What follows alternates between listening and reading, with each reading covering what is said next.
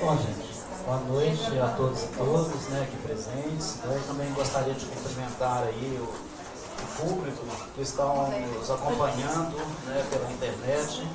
É um prazer recebê-los essa noite aqui. Estejam muito à vontade para depois a gente ter as nossas discussões, as nossas conversas, tá? Então, em nome do 15º plenário, eu dou as boas-vindas, né, então boa noite a todos, né? E dizer um pouquinho, né, desse trabalho do Psicologia em Foco, né? Então, o Psicologia em Foco, ele é um ciclo de eventos, né, do Conselho Regional de Psicologia aqui de Minas, que é realizado, tem essa periodicidade semanal aqui, que ocorre então todas as quartas-feiras aqui na sede, tá? Esse programa ele foi criado com o objetivo de propiciar o envolvimento de psicólogos e psicólogas nas discussões de temas que afetam diariamente a profissão, mostrando então a grande abrangência da atuação desses profissionais na pauta diária da sociedade. Então nós contemplamos aí temas bastante diversificados, né, no que a gente tem hoje para as discussões em Psicologia em Foco, né, abordando aí as diversas contribuições das comissões, tá? O projeto reúne a cada quarta-feira especialistas que trazem contribuições de suas áreas e dialogam com a plateia as questões emergentes. Então são muitos os assuntos que os participantes do Psicologia em Foco encontrarão para conversar, apresentar experiências e aprofundar o conhecimento. É importante a gente também dizer, né, que o trabalho é um trabalho conjunto aqui das comissões que existem aqui no Conselho, tá? Então é importante a gente citar algumas, né? Nós temos a Psicologia de Gênero, a Comissão de Gênero e Diversidade Sexual, a Comissão de Avaliação, a Comissão da Saúde, a Comissão da Religião e Laicidade. Então nós temos várias temáticas, né, como já foi falado aqui, dessas diversidades, né, que apontam esse exercício e o fazer profissional, e que a cada quarta-feira, né, a gente está abordando um tema, como quem teve a oportunidade de pegar aí o programa passado, né, que hoje nós estamos encerrando aí em junho, tá?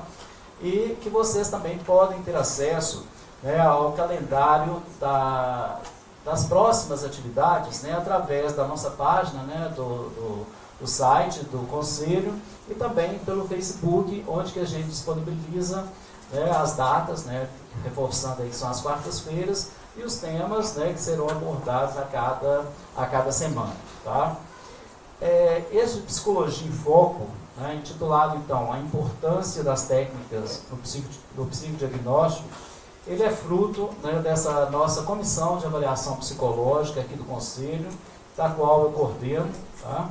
E aproveito também aqui a oportunidade para convidá-los a fazer parte, né? Eu acho que é um tema, né, se vocês estão aqui hoje, eu acho que é um tema pelo menos que interessa a avaliação, né? Então estejam aí convidados a participarem, né, desta comissão. É uma comissão aberta.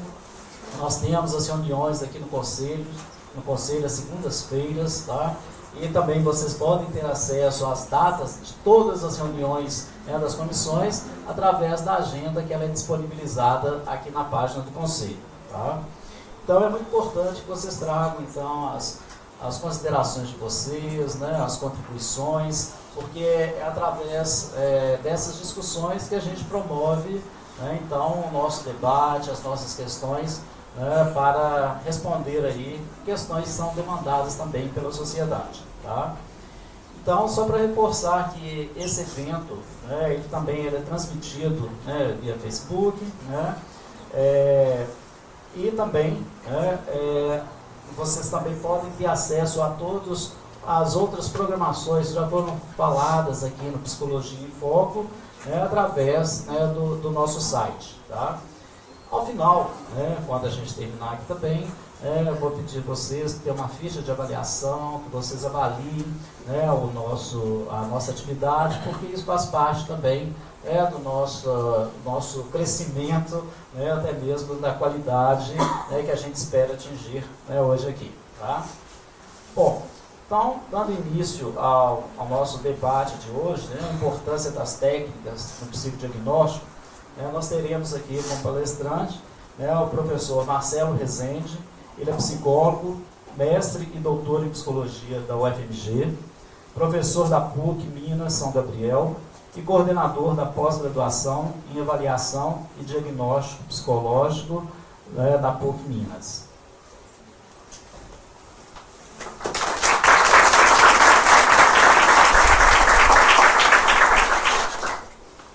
Convidamos também para compor a mesa a professora Melistela Ferreira, psicóloga clínica escolar, especialista e mestre em educação pela PUC Minas, professora da pós-graduação em avaliação e diagnóstico psicológico desde 2008, vice-diretora da Sociedade de Avaliação Psicológica de Minas Gerais, a SAPS-MG.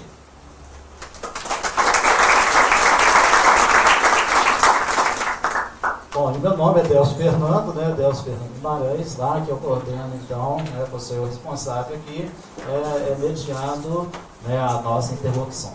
Okay?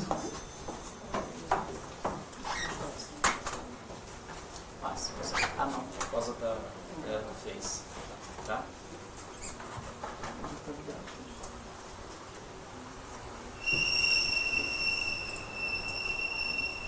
Bom, boa noite a todos. Obrigado por estarem aqui hoje para a gente trocar uma ideia. Queria agradecer inicialmente o convite do Delcio, e o aceite da Meire de estar dividindo o espaço aqui comigo para a gente discutir algumas coisas importantes. E a gente já começa pela mudança do título, que era só sobre as técnicas, e a gente ampliou um pouco mais a importância da formação prática na prática do psicodiagnóstico e os desafios éticos que a gente enfrenta nessa prática clínica. Então, eu trouxe algumas questões iniciais.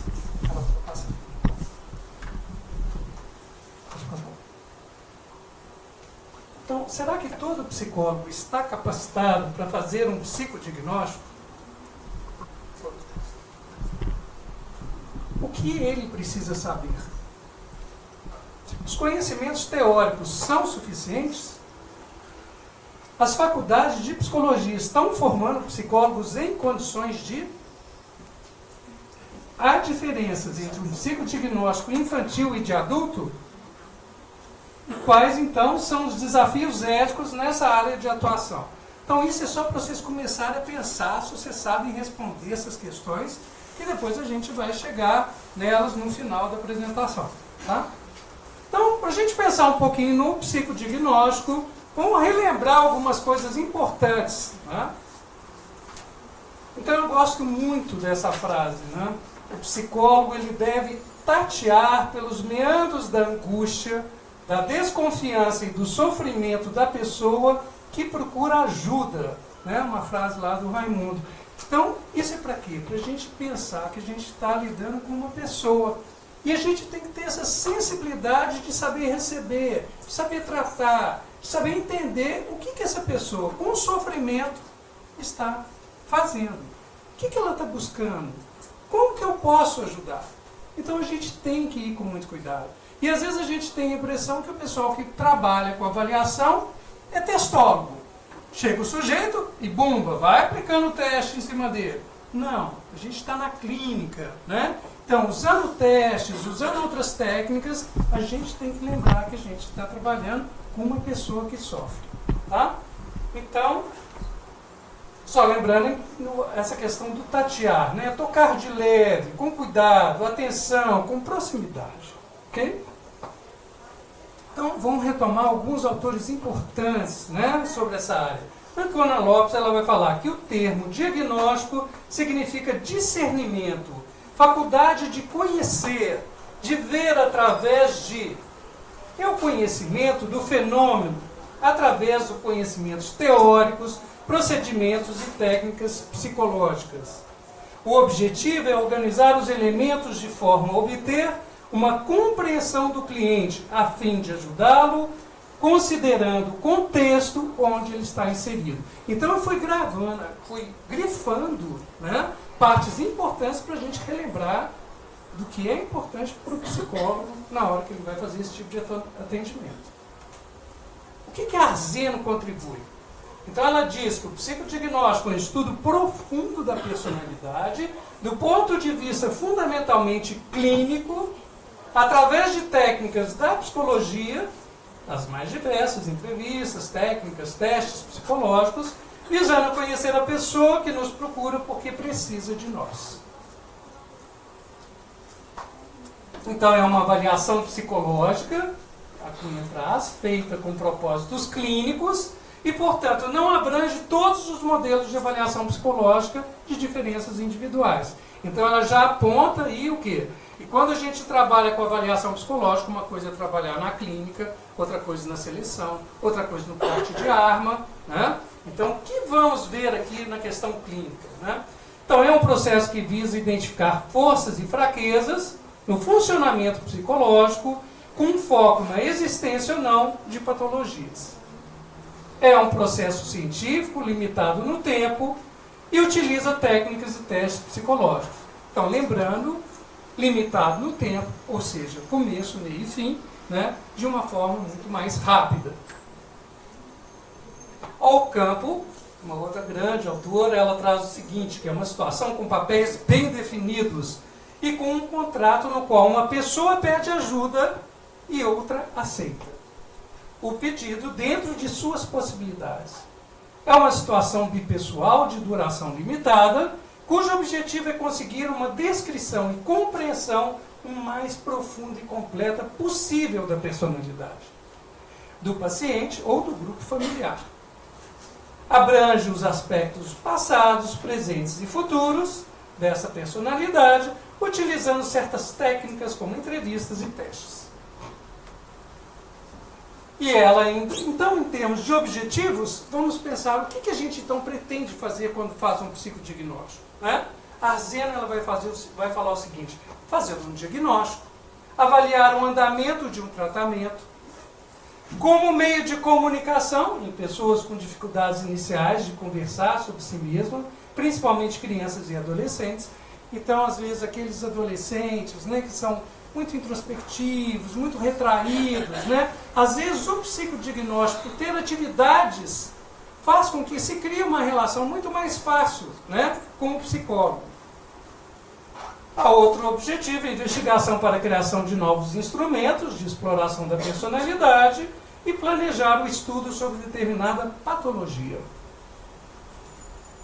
A Cunha vai trazer que é a classificação simples, em termos de comparação, uma descrição de forças e fraquezas, a classificação nosográfica, critérios diagnósticos de um caso para outro, um diagnóstico diferencial, a avaliação compreensível, então, como é que é o nível de funcionamento desse sujeito, o entendimento dinâmico, a prevenção, identificar, então, problemas, avaliar riscos, né, que o sujeito possa ter, prognóstico, então, qual vai ser o curso provável desse caso, e a perícia forense, subsídios para decisões jurídicas, né? Então, uma avaliação que é feita no psicodiagnóstico e que pode ser utilizada lá pelo juiz para embasar o parecer. E quais são as etapas do psicodiagnóstico? Né? Só para a gente relembrar, acredito que todos já devem ter aprendido ou já utilizam, né? Então, primeiro, motivo e as queixas iniciais. Segundo, levantar dados de natureza social, médica, profissional, escolar.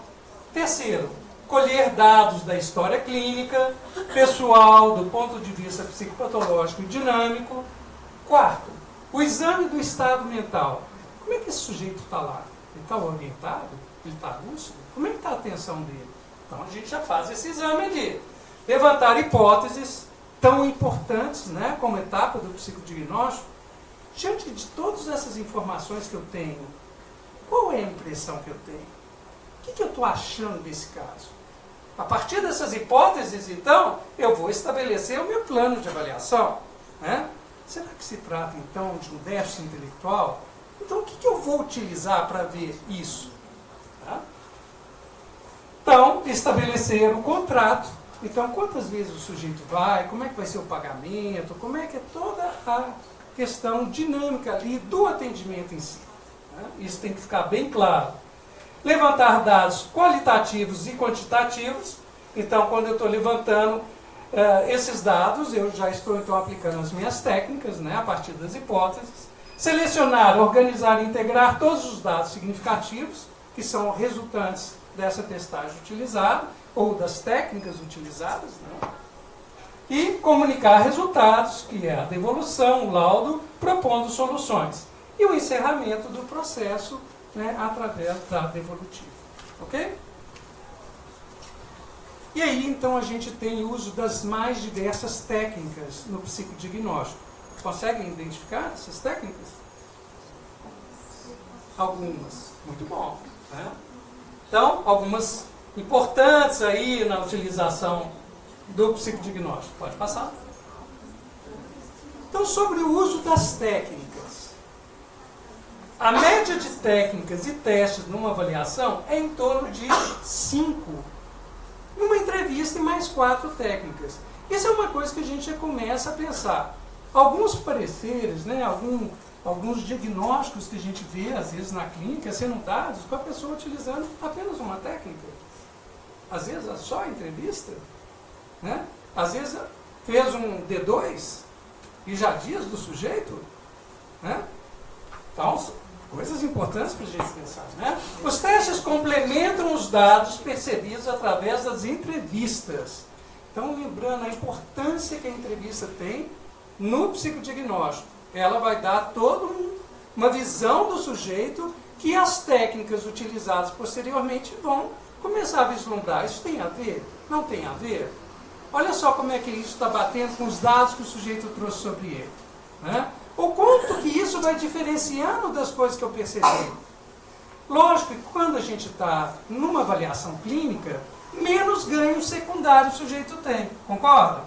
Então, se a gente, por exemplo, está numa seleção e eu estou visando um emprego de R$10.000, na entrevista eu vou ser o melhor candidato. Se eu tiver o mínimo de inteligência, eu vou ser o melhor candidato. Né? Mas no psicodiagnóstico, eu tenho muito pouco a lucrar com isso, em termos de ganho secundário. Então, a possibilidade da entrevista ser muito mais próxima do real é frequente. Tá? Eles devem fornecer subsídios para confirmar ou não as hipóteses iniciais. Então, lembrando, as técnicas que eu vou utilizar no psicodiagnóstico, elas vão me ajudar justamente a isso. Né? Será que quando eu estou lá com a dúvida, né, de inteligência, se eu aplicar o D2, está me ajudando a responder a minha hipótese? Né?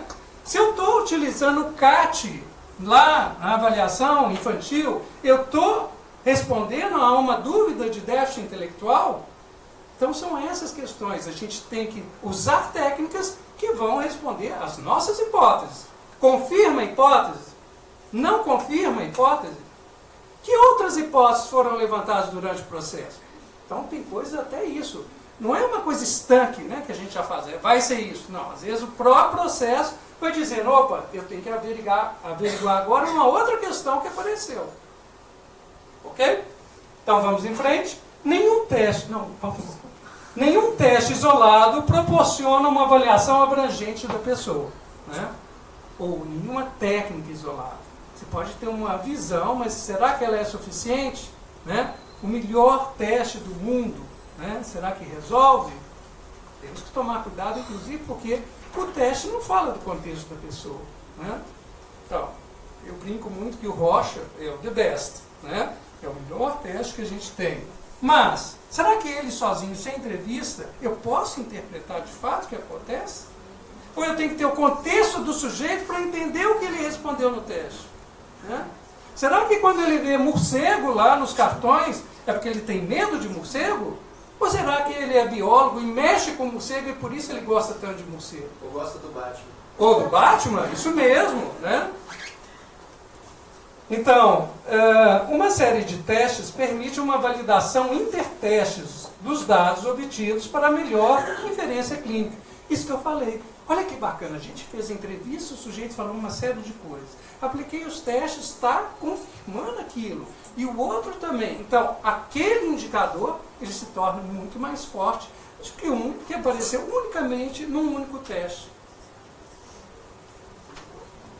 A bateria não deve ser padronizada, então os critérios devem ser mais flexíveis na escolha das técnicas. O que diz isso? diz que cada sujeito é um sujeito, cada pessoa que nos procura é uma. Então eu tenho que fazer a bateria em função daquele sujeito, daquelas hipóteses que apareceram ali. Pode passar? A bateria ela pode ser estendida ou reduzida em função da necessidade de se buscar mais dados para a validação de resultados. Né? Então, isso que eu falei, às vezes a gente está no meio do processo e surgem outras hipóteses. E alguma coisa eu posso ainda aumentar ali na minha bateria. Utilizar apenas técnicas que responderão às hipóteses, eu já falei. Cunha sugere alternar psicométricos e projetivos. Evitar começar e terminar com técnicas ansiogênicas. Né? Então vamos sempre começar a nossa bateria por algo que seja mais tranquilo para o sujeito. E o que é que se recomenda para isso? O que, gente? Começar por onde? Pelo Rocha, isso? Pela bateria lá, Vais? Whisky?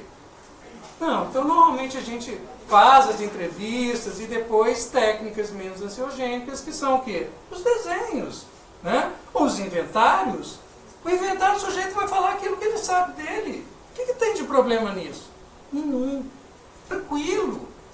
Agora vem lá, né, a bateria Wechsler, eu vou ter que pensar naqueles problemas todos. Nossa, eu já tenho problema para pensar essas coisas, então eu já começo com esse trem vai ser um horror. Né? Então, a gente tem que pensar um pouco nessa história. E alguns fatores devem ser considerados como idade, escolaridade, presença de deficiência, tempo disponível, demanda profissional, etc. São coisas básicas que todo profissional deve pensar. Esse sujeito que está vindo, qual é a escolaridade? Será que esse teste ele foi feito para pessoas nesse nível de escolaridade? Será que uma pessoa que tem dificuldade lá para ler, ele vai conseguir fazer um inventário que ele vai ter que ler aquele monte de respostas? Né? Então, são questões importantes. E agora, né, até em amarelo, por ser de uso exclusivo do psicólogo, só ele pode utilizar como instrumento de elucidar dúvidas de uma pessoa no processo de avaliação psicológica. Né? Uma pessoa pode... Quer dizer, isso até está começando a se questionar isso, né? Não sei se vocês estão atuais, né, e nas questões das informações, mas hoje em dia começa a se questionar. Só os psicólogos podem utilizar as técnicas? Assim como alguns psicólogos estão utilizando alguns instrumentos de outros profissionais, será que os outros profissionais podem utilizar nossos instrumentos da psicologia? Afinal, quem criou o Roche foi um psiquiatra. Será que eles não podem utilizar? Então, são questionamentos atuais, assim, que estão rondando nossa casa. Né? Uma pessoa pode procurar manter uma imagem de si, mesmo através da entrevista, mas os testes irão revelar se de fato essa imagem se mantém. Né? Então isso é muito importante para a gente pensar o quanto então que o uso de diversas técnicas diferentes vão sim trazer dados mais fidedignos sobre aquela pessoa. Tá? Pessoas mais fechadas ou com discursos pobres revelam pouco sobre si mesmas. Os testes trazem muitas informações sobre elas através dos desenhos e respostas dadas nas atividades propostas. Né? Isso já trouxe para vocês. E agora eu vou passar então a fala para a Meire, para ela falar um pouquinho da questão infanto-juvenil.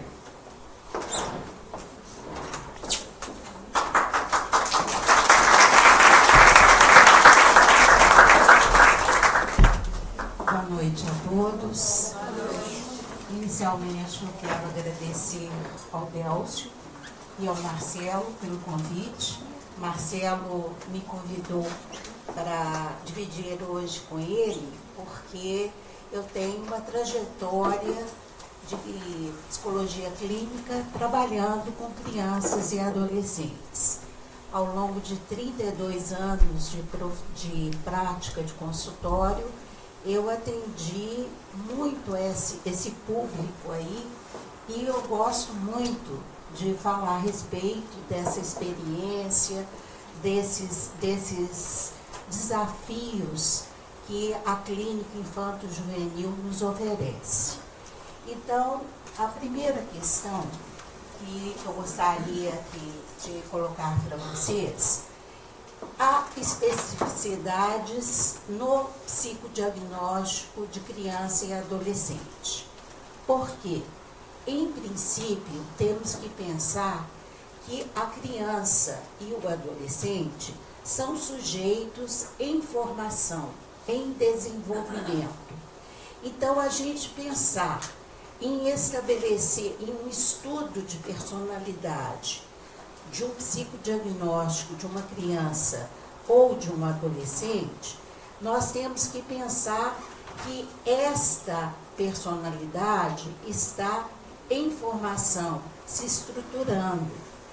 Temos que pensar que esse sujeito, ele está passando por etapas importantes de aquisição, de desenvolvimento, e que isso tem uma repercussão muito grande para a gente entender o funcionamento desse sujeito, as características que ele está apresentando, as crises de desenvolvimento pelas quais ele está passando.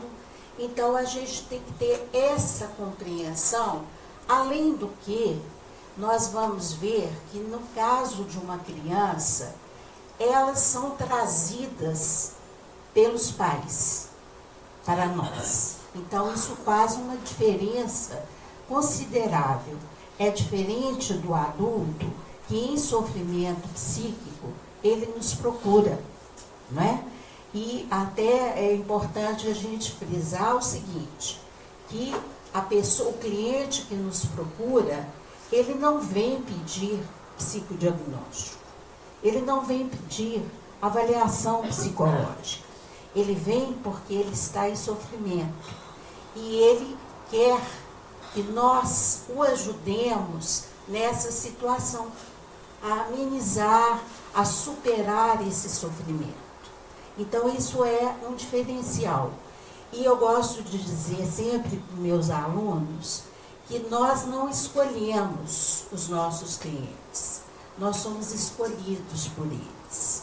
Então, quem formula a proposta de um psicodiagnóstico somos nós, porque nós queremos estabelecer um diagnóstico daquela situação em que nosso cliente se encontra.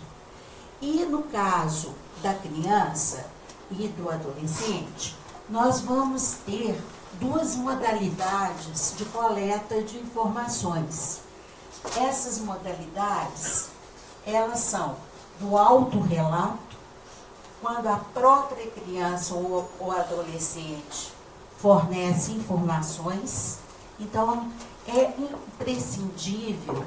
Normalmente, a gente ouve os pais, no primeiro momento, não é? Eles trazem uma demanda. Nós vamos falar de análise de demanda, porque isso é um outro aspecto importantíssimo. Eles trazem uma demanda. Posteriormente, nós vamos ver essa criança, vamos marcar um encontros com essa criança ou com esse adolescente. E neste encontro, principalmente o primeiro encontro, é muito importante que a gente ouça esse sujeito, né? Que a gente ouça essa criança, que a gente pergunte para ela, por exemplo, uma questão simples, se ela sabe por que ela está ali, quem eu sou. Porque muitas crianças, na minha experiência, chegam ao consultório achando que vão ao dentista, achando que eu sou uma médica, ou que eu sou uma professora. Então, eu acho que os pais, atualmente, não explicam a ela quem eu sou, por que eles estão a levando ali no meu consultório. Então, esse eu acho que é o primeiro momento. E é muito importante. Na prática, a gente percebe, né, Marcelo, que o psicodiagnóstico, a avaliação psicológica, ela tem um efeito terapêutico importantíssimo. Ela é muito determinante para o que vem depois, para efetivamente o sujeito se tratar, se ele precisa se tratar, tá? E isso vale para qualquer sujeito, a meu ver. E ele tem um efeito importantíssimo, a ponto, né, Gisele, quando a gente chega lá na devolução, o cliente nos diz assim, os pais dizem, meu filho já melhorou, ele está bem melhor, não é? Mas isso é fato que acontece. Ele teve um espaço de atenção, de escuta qualificada, vai haver realmente uma mudança aí, já sinaliza para uma mudança. Mas nessa parte do autorrelato, a gente vai escutar a criança. Mas o que efetivamente a gente faz também, a coleta de informações através do heterorrelato, que é o relato que vem de outras fontes. A fonte privilegiada são os pais, mas nós podemos ouvir a escola, né, os especialistas da escola, nós podemos ouvir médicos que muitas vezes nos encaminham, nós podemos ouvir fonoaudiólogos que solicitaram aquele atendimento. Então, se a gente utiliza várias fontes, é necessário integrá-las, essas informações. A entrevista com os pais, ela é fundamental, porque ela que nos traz informações assim determinantes sobre a história de vida dessa criança. E é importante a gente ouvir essa história desde a concepção, porque o lugar do desejo que a gente tem no desejo dos pais é muito importante, né? Então, esse é o primeiro tempo. Eu gosto de ouvir a história, que eles falem livremente, e depois a gente retoma, pontuando. Isso é uma orientação que a Maria Luísa Siqueira Ocampo nos traz, né? Eu gosto muito de falar da Ocampo, porque a Ocampo, que é uma psicanalista argentina, ela inaugura o psicodiagnóstico no Brasil. Quando, no final da década de 70, bom ser velho é por isso, né? Porque a gente pode contar a história.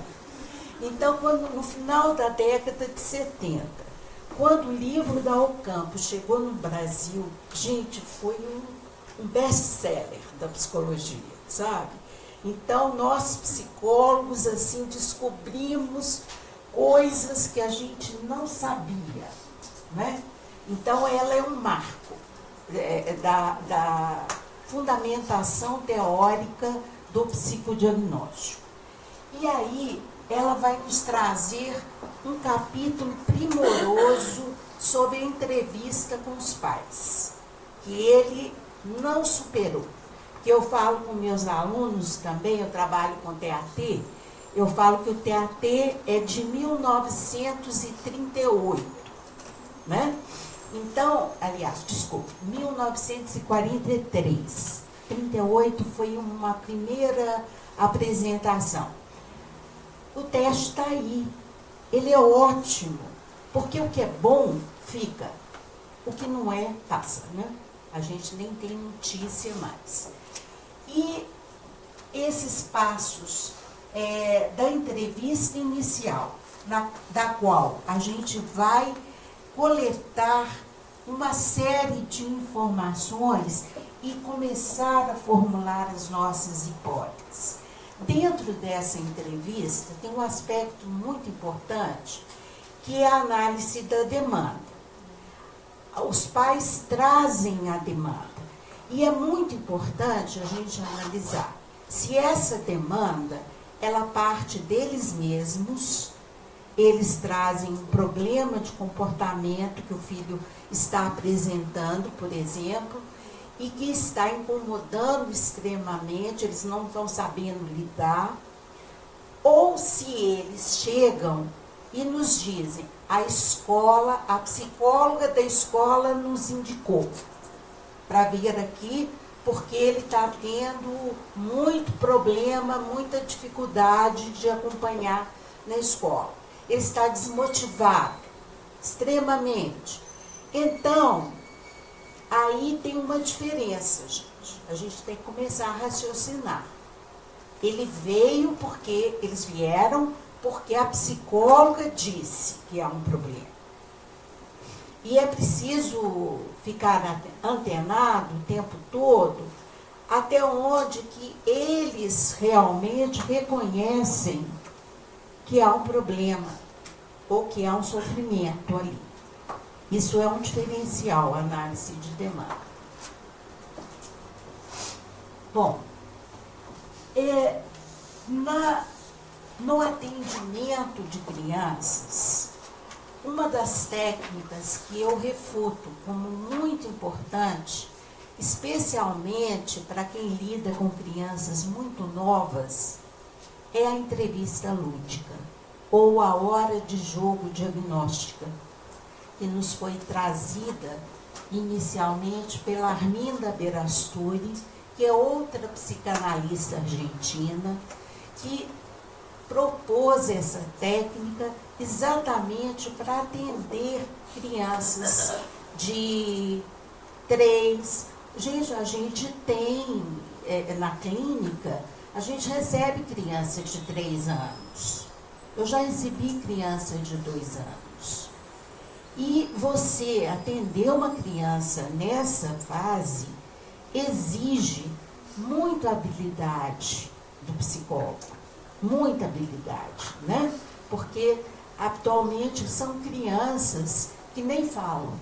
Eu me lembro que eu atendia psicoterapia de crianças e atendia psicodiagnóstico.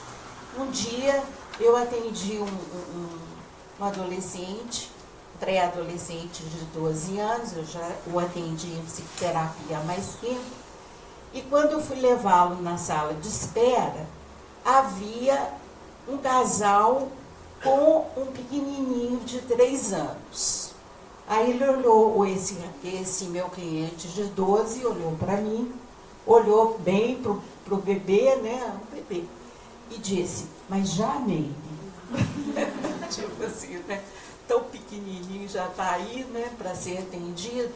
Então essa técnica é uma técnica em que a gente organiza uma série de brinquedos que já são previamente estabelecidos, assim, a Arminda Berasturi propõe família de animais, família de bonecos mesmo, aquela que lá na livraria, né, da família de bonecos, massinha de modelar, papéis, tesoura, cola, cordão.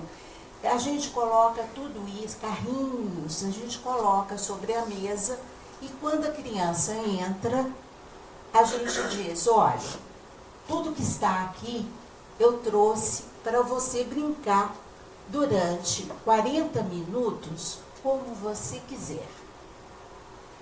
Né? E eu fico ali de observadora participante. A criança brinca. Esse brincar, a gente tem a possibilidade de analisar, através desse brincar dela, os conflitos básicos, as principais defesas, as fantasias de doença e cura. E esse negócio de fantasia, de doença e cura, no princípio, que a gente começa a trabalhar com a técnica, ela é complexa, a gente identificar essas fantasias. Mas ao longo da prática, a gente começa a perceber que a criança tem uma fantasia de que ela está doente. Ao passo que ela também tem uma fantasia do que pode ser feito para que ela possa se curar. Então, é uma proposição da Arminda Berasturi que essa entrevista, ela parte para uma avaliação qualitativa. Existem muitas tentativas de padronizar determinados aspectos que podem ser identificados através do brincar. Mas eu acho que se a gente consegue, isso é meio que Stella falando, tá, gente? Se a gente consegue delimitar esses aspectos, eu acho que a gente tem uma compreensão muito valiosa do que está fazendo essa criança sofrer.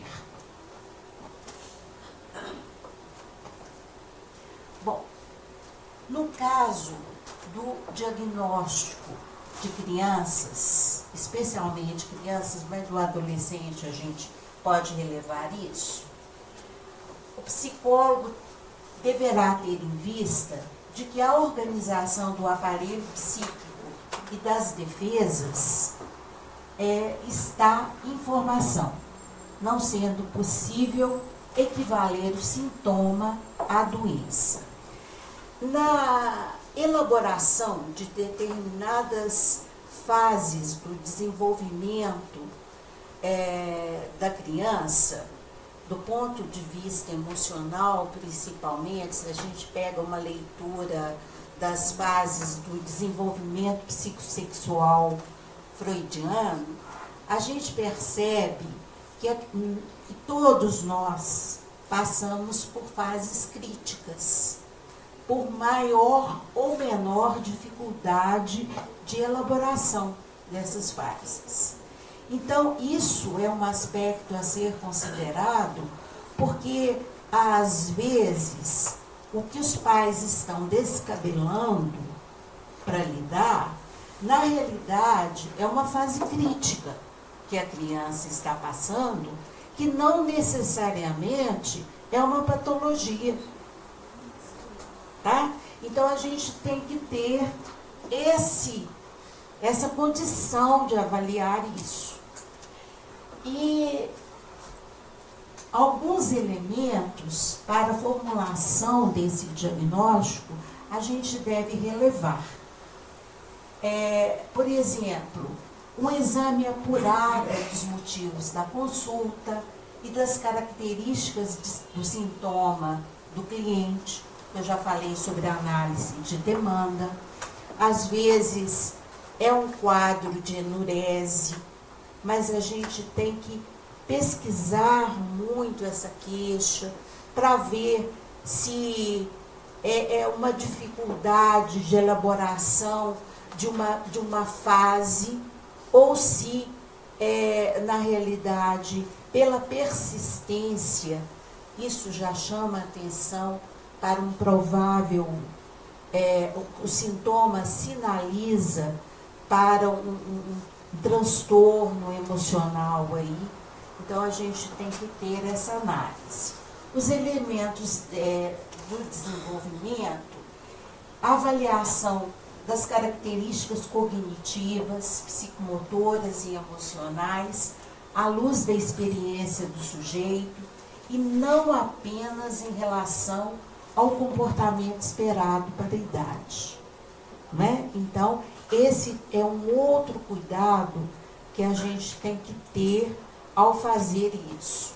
E o outro aspecto, ainda dentro disso aqui, a gente tem que ter, para lidar com criança, um conhecimento muito grande de desenvolvimento, das fases do desenvolvimento, para a gente fazer esse discernimento, para estabelecimento do diagnóstico. Os elementos familiares, é muito importante a gente saber da história de vida dessa criança, conforme eu já disse, da rotina, das características da família, não é? Da dinâmica familiar. A gente tem nessa clínica muito a questão de pais separados, né? Ou de pais que têm, assim, uma convivência muito conflitiva, uma série de questões familiares que são muito relevantes para a situação em que a criança se encontra. Né? Ela realmente vai ter que sofrer toda uma repercussão desses conflitos, dos problemas familiares. Os elementos psicopatológicos, a gente deve levar em consideração os conflitos e sofrimentos relatados pela criança ou pelo adolescente, as razões referidas pelos pais que explicariam tal sofrimento e o porquê do momento da busca pela avaliação. Investigação diagnóstica a partir das perspectivas nosológica, do diagnóstico descritivo ou do sentido do sintoma. Para explicar as questões de ordem psicopatológica que nós identificamos, ou nós vamos pegar essa investigação pela via nosológica, e aí nós vamos nos pautar nos transtornos, nas doenças descritas pela CID-10, ou nós vamos pegar o DSM-5, né, hoje já o 5, para poder nos apoiar em termos de classificação nosológica, ou nós podemos formular o diagnóstico do ponto de vista descritivo, em que nós vamos descrever, a partir das técnicas utilizadas, das informações coletadas, nós vamos descrever aquele quadro. Ou nós vamos explicar o sentido daquele sintoma naquele contexto da vivência da criança que nós podemos conhecer e dentro desse contexto em que ela vive, da família, da escola, do contexto social em que ela está inserida. Então, o que esse sintoma está sinalizando, não é? Naquele contexto? Bem, em relação à testagem, tanto a avaliação quanto a testagem psicológica, elas requerem competências e habilidades específicas do psicólogo que lida com esse público. Daí a importância da formação. Não é puramente leitores de manuais que garante que eu tenha competência de lidar com testes psicológicos, como um Rocha, como um Pfister, como um TAT, como um CAT. Eles exigem estudo, formação, e eu diria para vocês que a experiência é que nos vai dar essa expertise para lidar com o instrumento. Então, a formação, ela é essencial, ao meu ver. A gente tem que procurar curso, sim, tem que procurar realmente uma formação de qualidade para nos dar essa condição. A testagem no contexto clínico, ela terá características distintas da testagem no contexto jurídico, escolar, hospitalar, porque nestes contextos elas serão mais pontuais. Tá? Na clínica que a gente pode utilizar esse instrumental, e eu diria para vocês que usar uma testagem de acordo com a demanda, porque se a queixa ela é de cunho comportamental e emocional, não demanda eu ficar aplicando testes de inteligência, tá?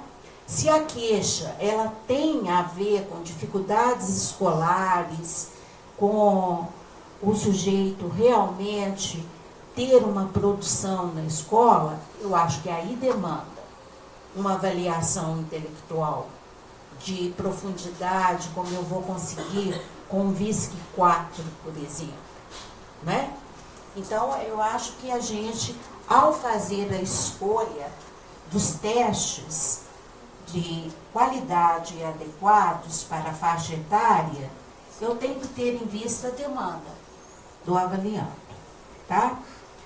Um outro aspecto que são necessários testes específicos para diferentes fases do desenvolvimento.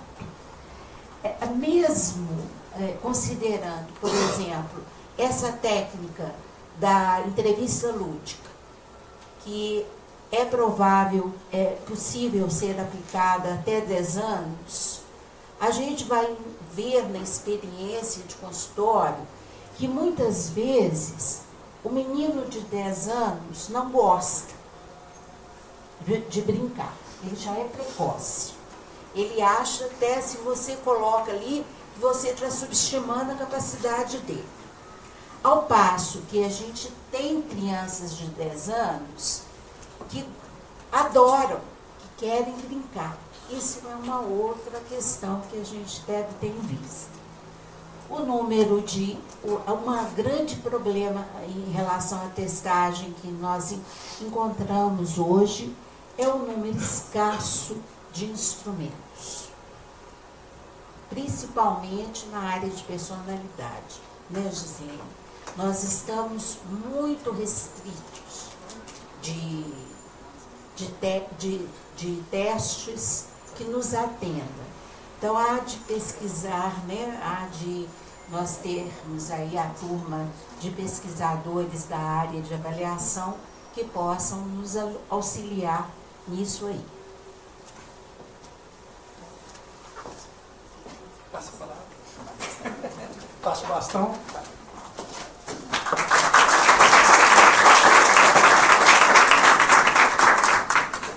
Então vamos voltar àquelas perguntinhas iniciais, né? Será que todo psicólogo está capacitado para fazer um psicodiagnóstico? O que você sabe? Sim? Não? O que a gente vê? Pode passar. Não, né? Por quê?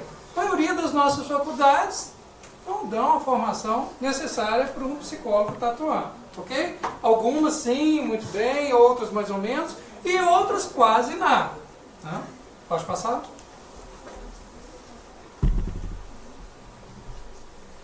O que ele precisa saber? O que ele precisa saber, gente? Praticamente tudo. Praticamente tudo, ótimo, Almir. O que é isso tudo? Nossa, Dá uma das social, coisas do tudo. Classe social, histórico da criança, conhecimento do medicina da pessoa, genética. Tem que saber praticamente tudo. A religião que ele frequenta. Você tem que fazer curso de medicina, psicologia. O psicólogo tem que ser completo. Vou passar? Então, conhecer teoricamente as bases do psicodiagnóstico, desenvolvimento humano, psicopatologia, avaliação psicológica, atendimento clínico, entre outros, né? Então, lembrando que a gente está na clínica, então, toda a questão voltada para a clínica, na relação com o outro, é importante no psicodiagnóstico, né? E dentro da avaliação psicológica, todas as técnicas que a gente vai trabalhar. Porque às vezes a gente vê por aí a gente falando assim, nossa, estou com um cliente assim na clínica, o que eu faço com ele? Quer dizer, o que eu faço com ele? A gente até treme, né? Porque você está perguntando isso. Os conhecimentos teóricos são suficientes? Lógico que não, né? Eles são importantes? Com certeza. Então a teoria é importante, mas é necessária a vivência prática. E aí a grande importância dos estágios, né? Para a gente ter essa vivência ainda na faculdade, com supervisão, para a gente ter essa primeira aproximação do atendimento clínico, ok? A supervisão, a experiência profissional. Então, quanto mais atende, isso que a Meire estava falando, mais a nossa escuta vai ficando afiada, mais a nossa observação vai ficando atenta, né? E não vamos ficar presos apenas à questão assim, o teste tal falou isso. Né? Então a gente começa a ter essas pertais, como você falou, né? Da gente ter essa visão global do sujeito. A terapia pessoal, gente, quem vai trabalhar na clínica tem que passar pela terapia pessoal. né? Isso devia ser uma pré-condição exigida em todos os sentidos. Por quê? Se eu não tenho claras as minhas coisas, isso vai me cegar.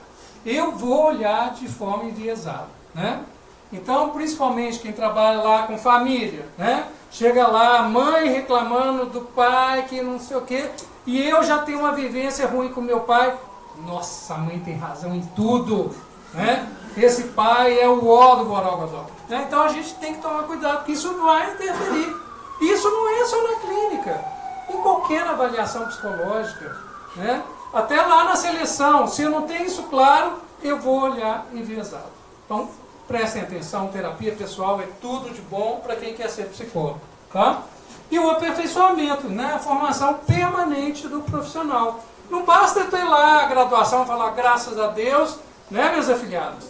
Vou formar, estou liberada, né? Não preciso mais nada, já garantido CRP. Não é isso, a gente tem que fazer o quê? Sempre, né? Até hoje a gente está lá participando de congresso, viajando, estudando, né, Mene? Entendeu? Quer dizer, né, Gislene? A gente já está mais velho de casa e continua do mesmo jeito. Então, as faculdades de psicologia estão formando psicólogo em condições de? Infelizmente não. O investimento em pós-graduação, cursos afins são importantes para quem deseja investir nessa área de atuação. Então a gente vê faculdades do Brasil que tem às vezes 30 horas aula em todo o curso sobre avaliação psicológica. Isso não é de assustar? Quando vão para o mercado, vão disputar com outro que tem 300 horas de avaliação psicológica. Será que eles vão fazer da mesma forma? Será que eles estão de fato preocupados se vão exercer bem a profissão? Na hora que der o problema, eles vão falar assim, ah não, o Marcelo não soube fazer. Eles vão falar, os psicólogos não sabem fazer. Né? Então a gente tem que tomar cuidado, porque qualquer colega nosso que trabalhe mal pode saber que isso respinga em mim. Não adianta eu falar assim, eu faço bem e o outro é o outro. Não, na vala está todo mundo comum. Né? Então fiquem atentos a isso. Há diferenças entre o psicodiagnóstico infantil e de adulto? Então a Meire acabou de explanar, né, tão importante, os conceitos, os objetivos e o processo de forma geral são os mesmos. Né? Vocês viram que muita coisa que a Meire falou eu já tinha falado anteriormente. Mas é isso, para marcar que muita coisa é igual. Mas muita coisa não é, tem suas especificidades. Né? Então, há particularidades no atendimento de crianças e adolescentes, como a presença dos pais, o tipo de técnicas a ser utilizadas e outro. Agora sim, quais são os desafios éticos que a gente vive, né, fazendo o psicodiagnóstico? Vamos lá? Desrespeito ao princípio de autonomia. Então a gente pensar, a gente só pode atender alguém se a pessoa aceitar ser atendida. Ninguém pode forçar ninguém a ser avaliada. Né? Então uma das coisas importantes é essa escuta desse outro. Né? Inclusive isso, ele aceita estar ali ou ele está forçado a estar ali. Né? Próximo, descompromisso com o processo. Gente, isso é de matar qualquer um. Né? Quando escuta que no meio de um processo, cansei. Né? Chegou agora, julho, vou viajar. Esse cliente fica para depois, no meio do processo. Ou, como aconteceu recentemente, né? Uma aluna que falou assim, está muito difícil esse estágio, não vou continuar. Oi, né? Como é isso? Né? Assim? Então a gente tem vontade de enforcar na primeira árvore e deixar lá como exemplo, né? Mas infelizmente isso acontece e a gente tem que pensar nisso. Assim, a falta de compromisso. Gente, ninguém força vocês a atenderem. Ninguém força vocês a trabalhar com o psicodiagnóstico. Então, se querem trabalhar com isso, se comprometem, né? Com essa profissão, com essa área, ok? Pode passar? Aceitar fazer avaliação sem ser capacitado. É o que a gente mais encontra por aí. Quantos colegas estão fazendo psicodiagnóstico? Opa, apareceu uma boquinha lá no consultório. Né? Uma família para eu atender uma criança. Né? Mas você tem experiência com criança? Não, mas eu olho lá, vou ligar para a livraria do psicólogo. Aí a Marcela fica doida lá, né? A pessoa fala assim, o que eu faço com essa criança? O que eu aplico? Quer dizer, a Marcela lá que vende as técnicas tem que começar a ensinar. Aí é difícil, eu vou aplicar amanhã o teste, eu quero aprender, dá para você me ensinar agora, assim, rapidinho, né? Mas, gente, é o ó do Borogodó, é isso, não é não? É da gente até estremecer. Pode passar? Não esclarecer dúvidas em relação ao contrato do psicodiagnóstico. Então, aquela coisa tão importante, saber como é que funciona, qual é o papel de cada um, como é que vão ser as sessões, o pagamento e tudo mais. Então, se isso não fica claro, vai ter ruído durante esse atendimento, né? Posso passar? Ambiente desfavorável. A gente cansa de falar com os alunos, né? E chega lá, a pessoa fala assim, oba, formei. Não tem dinheiro não. Nossa, mas eu tenho uma garagem lá em casa que tá tudo de bom. Tá um pouco descascado, um cheirinho de mofo, mas isso o que é, né? A gente baixa a porta, liga um ventiladorzinho básico e estamos atendendo lá. Não respeitar o momento do paciente, silêncio, irritação, choro, ansiedade. Então, às vezes as pessoas estão lá, nossa, precisa terminar logo esse atendimento, né, para ficar livre dele e passar para outro. E a pessoa chegou e está super angustiada e chorando, né? Então, por que não falar para ela, engole o choro, vamos, tem que aplicar teste no você hoje, né? Então, tomar cuidado com isso, né? Respeitar, se a pessoa está ali, está angustiada, escuta, dá tempo para ela, né? Isso sim vai criar uma relação de confiança e de compreensão da questão que o outro está. Mas se você está com pressa de terminar logo o trabalho, não vai dar certo, né?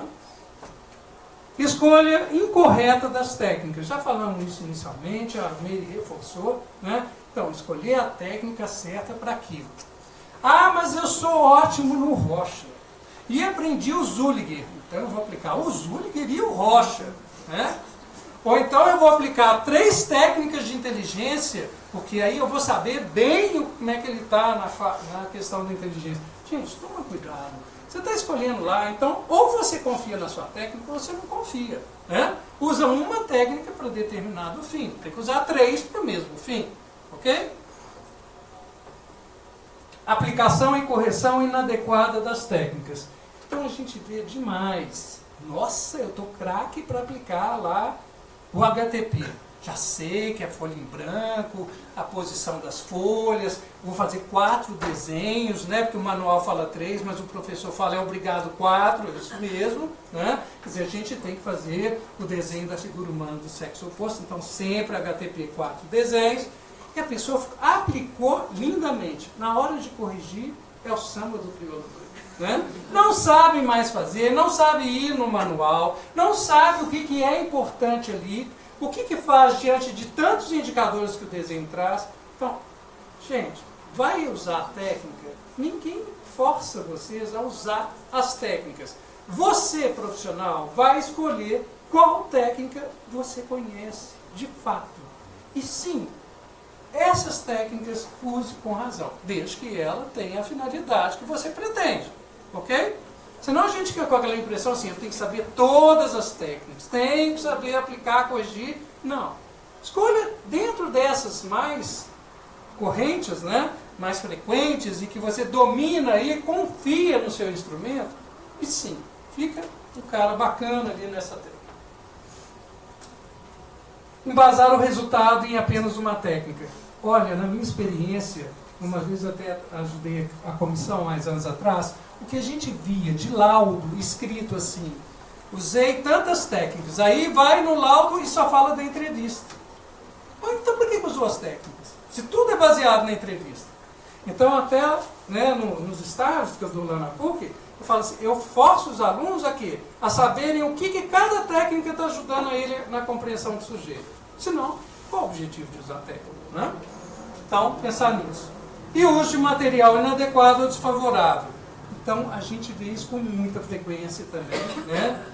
Ah, mas eu aprendi o Varteg, eu adoro o Varteg. E vou continuar aplicando o Varteg. Isso, vai mesmo, né? Vai que você vai ver onde você vai chegar. Outro dia encontrei uma psicóloga que eu fiquei horrorizado. Ela falando assim, não, porque é lógico que é um outro contexto, mas cabe também ao psicodiagnóstico. Não, porque eu faço avaliação para porte de arma e eu só uso o Rocha.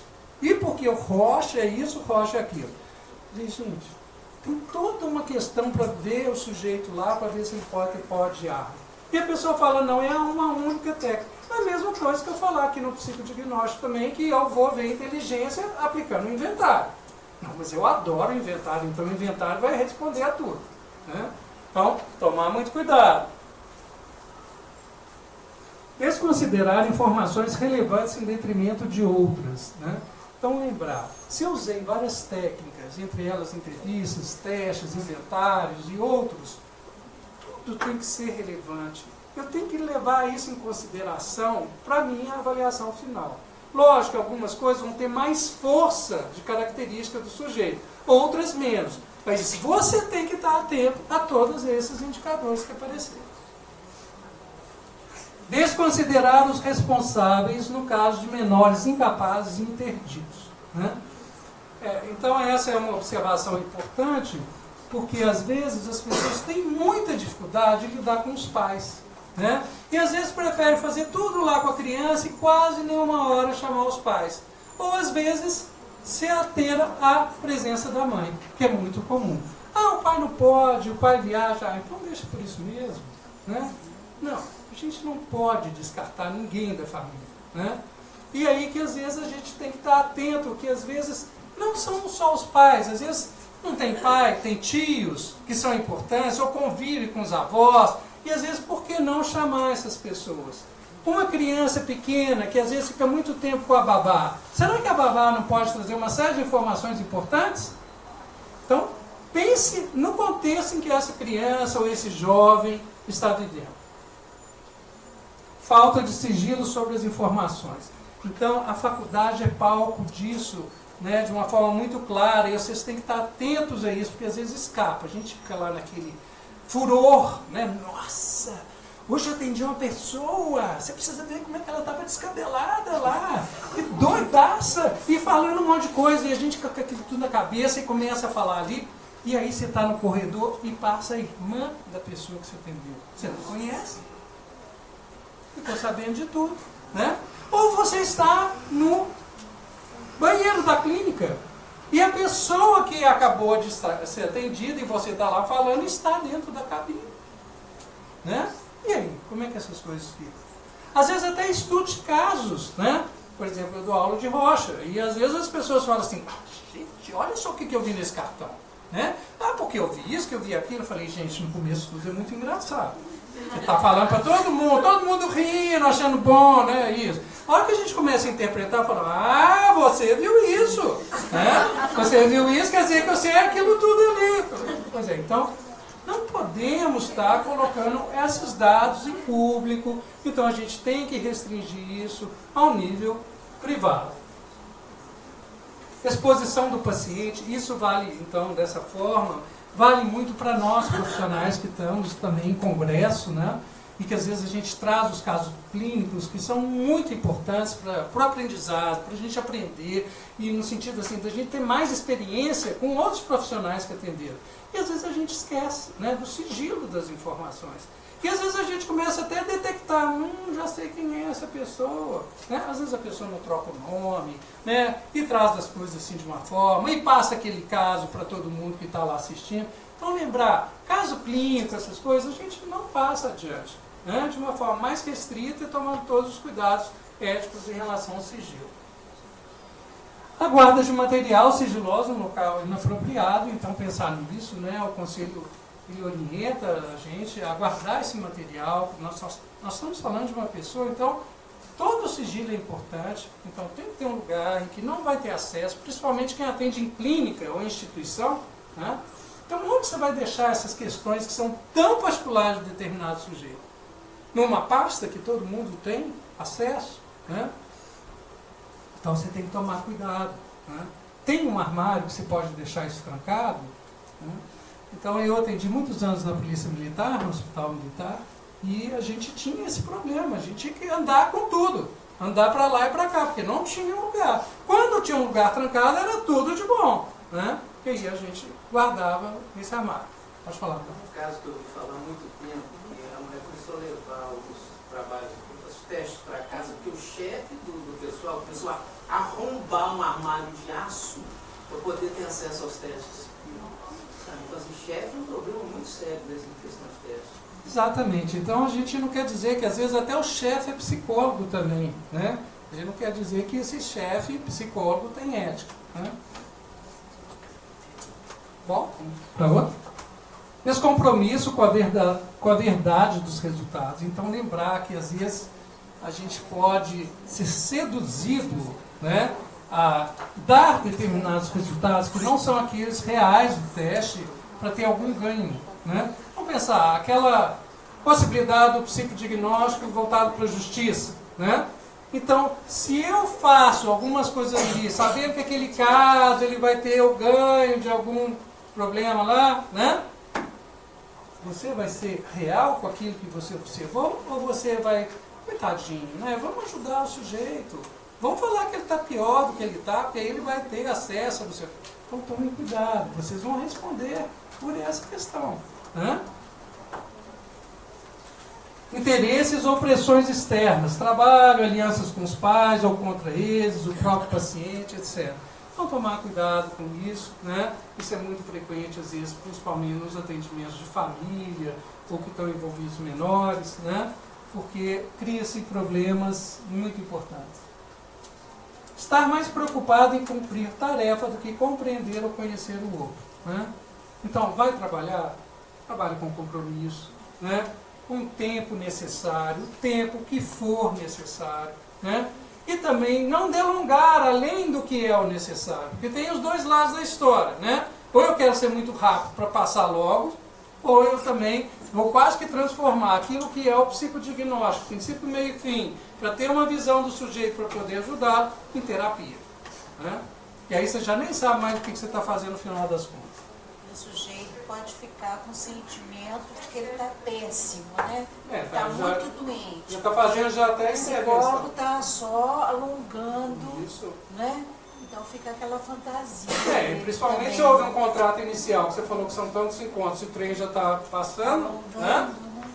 Ausência de devolutiva, isso em todos os processos de avaliação psicológica, mas no psicodiagnóstico a gente vê isso também, a dificuldade que nós profissionais temos. Porque aqui é o cheque, né? O check-in. Vocês estão sabendo fazer? A hora que você vai chegar e falar assim para o sujeito, bom, agora chegou aquele momento, né? Que eu vou colocar para você as coisas que eu observei durante essas atividades, e eu acho que você é...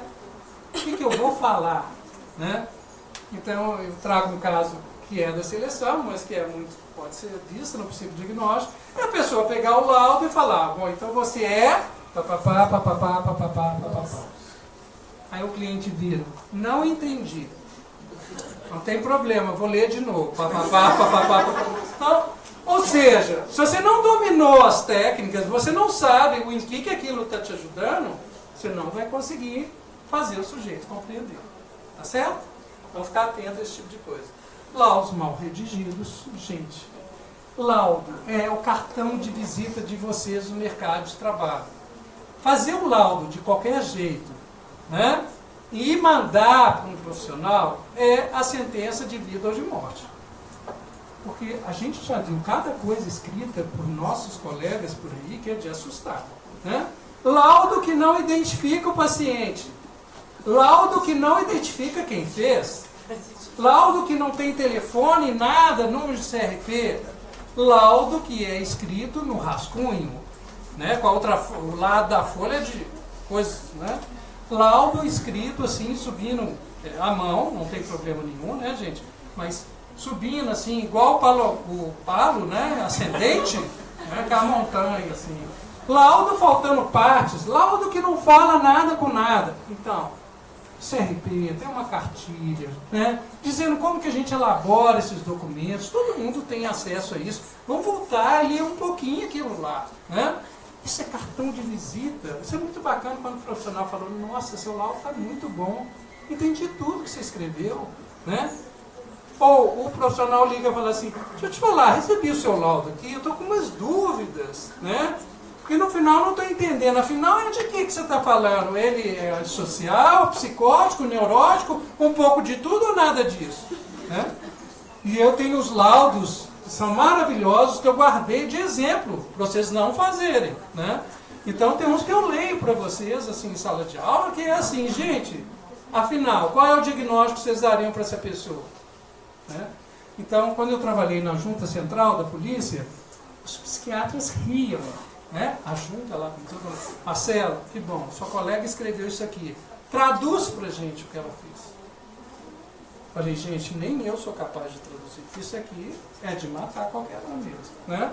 E aí é aquela coisa, quem que é que trabalha mal? Os psicólogos, olha o que eles fazem, né? Então, ficar muito atento a esse tipo de coisa. Encaminhamentos incorretos, né? Então, se você fez uma avaliação, se você descobriu os pontos fortes e os pontos fracos, se você sabe o que pode ajudá-lo naquela questão, faça isso, né? Dentro da psicologia, né? No sentido assim, daquilo que é viável. Nada de encaminhar a pessoa para o centro espírita, né? Eu já vi gente encaminhando, que estava baixado o santo nela lá e ela tinha que tirar aquilo. Então, é horror, né? Mantém relação de poder sobre o cliente, né? Então, às vezes a gente fala assim, puxa, estudei demais, investi demais. Então, o que eu digo é verdade, né? Então, a gente tem que tomar um pouco dado com essa história. Então, quando você está lá, com o sujeito, dando a devolutiva, você está dando a sua impressão que você teve do sujeito, né? O sujeito pode negar tudo que você está dizendo e não tem problema nenhum. Você não tem que ficar batendo boca com o sujeito, não. Né? Você tem que entender em que aquilo ele não está concordando. Qual é a percepção dele? Às vezes você está com uma visão equivocada assim, né? Então, tomar cuidado com essa coisa, a gente, né, subir o degrau e achando que a gente já é alguma coisa maior, longe, né? Inquestionável. Deixar que valores e problemas pessoais interfiram na relação com o cliente. Então, por isso, a gente falou tanto da questão da formação e da questão da análise pessoal, né? E desconhecer o código de ética do psicólogo, né? Então, se a gente estudou psicologia, se a gente tem uma carteira do Conselho Regional de Psicologia, saiba quais são os seus deveres. Saiba fazer ali conforme a cartilha, né? E você vai estar dentro do esperado, né? Não é que você está fazendo assim, nossa, eu estou fazendo muito mais, não. Isso é o mínimo. É a gente fazer conforme aquilo que manda. Conforme a gente está fazendo bem, né? Para a nossa sociedade. Ok? Então é isso, algumas considerações importantes, lógico, são só algumas. E a gente então abre um espaço para questões.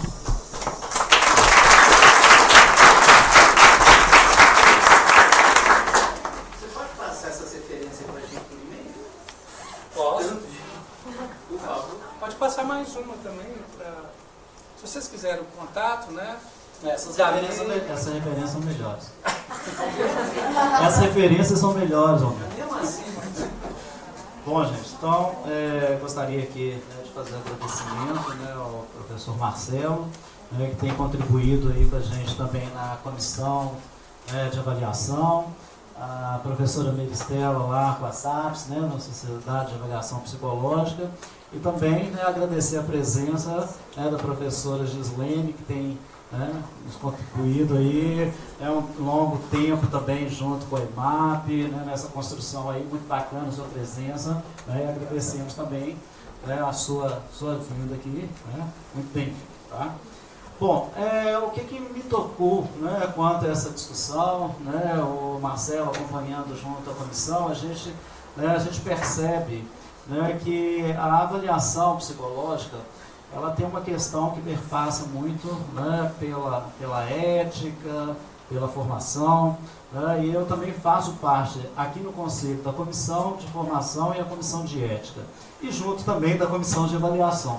Né? Então, assim, o que a gente vê nesses lugares é que realmente a avaliação psicológica é uma questão, né, que ela perpassa nessas três comissões. Na formação, no sentido da gente ter uma preocupação muito grande como está o ensino, né, e a questão como foi colocada hoje também, né, não é só o ensino na graduação, mas como, né, uma especialização, né, como que seria realmente o exercício profissional diante de um tema que é tão caro, a psicologia, né? Ser psicólogo, gente, não é fácil, Não é uma tarefa muito árdua, né, ser psicólogo, né, porque requer da gente uma formação não só acadêmica, né, também, né, uma formação pessoal, né, pautada aí por pela própria formação que a gente tem, né, da nossa análise de uma terapia, né? Então isso implica sempre da gente se posicionar nesse lugar, né?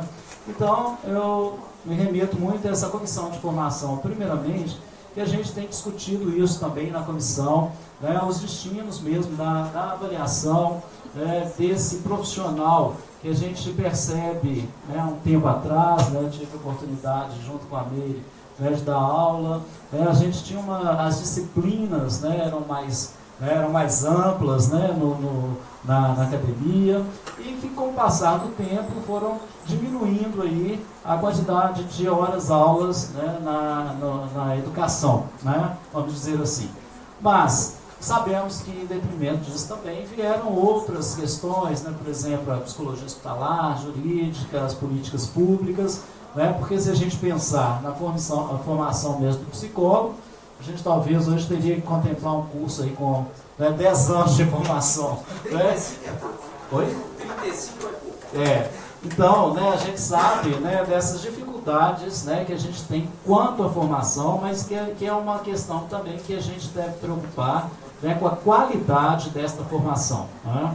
Então, como o Marcelo bem diz, a gente não é só formar, ter o diploma que a gente já sabe psicólogo e pronto, e não tem mais uma especialização, não tem mais uma continuidade de uma formação que tem que ser, né, pelo contrário, é uma formação continuada, né, isso, né, quanto ao aspecto da formação, e a gente está discutindo isso também muito com a ABEP, né, quanto a essa questão da formação profissional, não só no sentido da avaliação, mas no sentido mais amplo, né, do profissional da psicologia. E quanto à comissão de ética, é uma outra questão que a gente vê muito, né, a Carol também está aqui, que trabalha lá na ETEC, né, a psicóloga fiscal. O que a gente tem de demandas quanto a processos, né, éticos, é justamente, né, o que foi falado aqui também, né, quanto à elaboração, né, de documentos derivados da avaliação psicológica, né. Então a gente vê que realmente são questões que a gente tem que estar muito atento, né? Não é só a gente conhecer, ter o conhecimento, né, técnico, né, mas a prática, esse exercício profissional, a formação, que ela é muito importante, essa formação continuada. Então isso requer no profissional essa questão mesmo, né, dessa questão da ética pessoal. Não é só, né, do aspecto deontológico, né, só da formação ética, né, da formação da profissão, e sim, né, a formação também própria, né, que isso que eu considero mais importante, né, não é que seja mais importante, mas que a gente tem que estar atento para isso também, né. Então são questões que a gente hoje, né, abre esse debate, né, lógico que a questão que a gente tem que discutir, né, essa importância do psicodiagnóstico, né, eu também gostaria de agradecer a mudança, né, do título aí, porque a gente vê que não é só a importância do diagnóstico, mas que esteja pautado, então, nesse fazer ético, né. Me parece depois, não sei como que está o certificado, vai sair com esse nome, alteração do título, você sabe? Acho que seria mais interessante até, né, o certificado de vocês, né, depois já com essa alteração do título aí, que, né, envolve esse aspecto ético, tá? E antes que eu me esqueça, né, na próxima semana, no próximo Psicologia em Foco, a gente está trazendo também questões da avaliação psicológica. Já fica aqui o convite, que nós vamos tratar da entrevista de devolução no contexto do trânsito e na organizacional, tá? Então, a entrevista de devolução, que a gente, né, também tem essa dificuldade, né, principalmente no trânsito, a professora Tatiana Bacelar, ela vai estar aqui com a gente, tá? Então, estejam também aí convidados a participar da próxima Psicologia em Foco, tá? Então, quarta-feira às 19h. E a gente passa agora para as perguntas, tá? Eu gostaria que vocês falassem o microfone, porque é o acesso mesmo, né, a questão, né, do virtual, ok?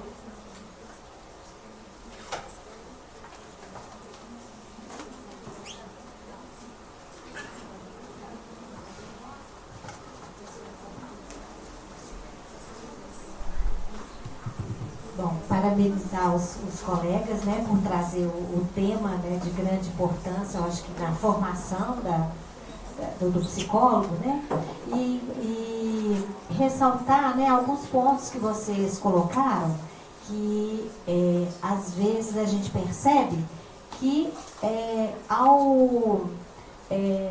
ao passar as informações, quando a gente vai dar uma aula e que você coloca lá as referências das resoluções, né, dos documentos, como eles deverão ser escritos, né, e que às vezes eu tenho a sensação de que as pessoas ficam assim, bom, essa é a maneira que o professor tal quer que faça, né? É a maneira que a professora Meiristele quer que faça, que o professor Delcio quer que faça, e parece que aquilo ali como se ficasse a nível da academia, e quando sai, esquece, né?